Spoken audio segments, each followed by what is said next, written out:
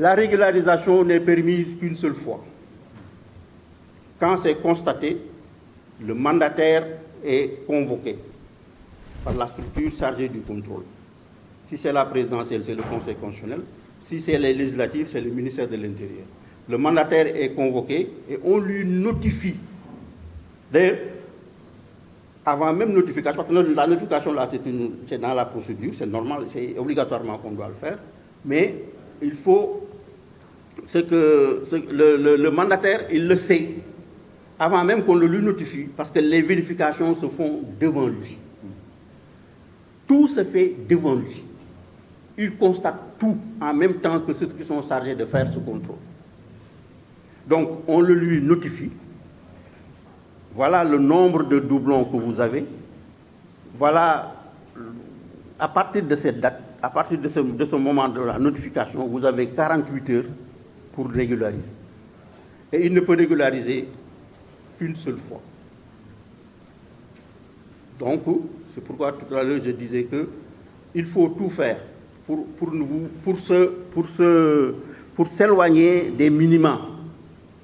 Quand on vous demande 44 000, essayez d'avoir 55 000. Quand on vous demande 2 000, essayez d'avoir 8 000, 10 000. Pour que, s'il y a... Parce qu'il y a des candidats qui ont des problèmes de doublons, qui ont des problèmes à régulariser, mais qui ne le font pas, mais parce qu'ils ont déjà le minimum requis et ils ont réglé le problème de 2 000 au moins par région. Ce n'est plus la peine. Même si vous ne régularisez pas, ça ne gênera pas. Parce que vous allez passer. Vous avez le minimum requis et vous avez rempli aussi la condition des 2000 au moins dans cette région.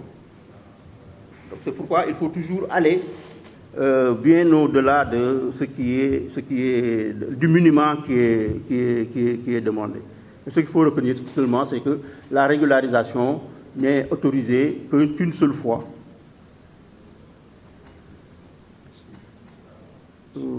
Monsieur Mbass. Je crois que c'est pour les gens qui ont la possibilité qui ont 3 casquettes. Oui.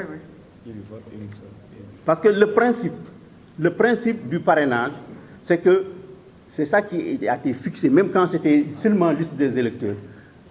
Un parrain, un candidat. Vous ne pouvez pas parrainer 2 candidats, 3 candidats. La loi dit vous ne pouvez parrainer qu'un candidat.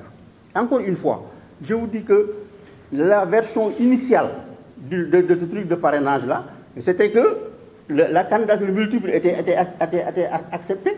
Il y avait une proposition qui disait qu'un électeur peut parrainer 3 candidats. Mais comme je vous ai dit, cette loi-là est la seule loi que j'ai vu faire énormément de va-et-vient. Cette loi a atteint même jusqu'à l'Assemblée.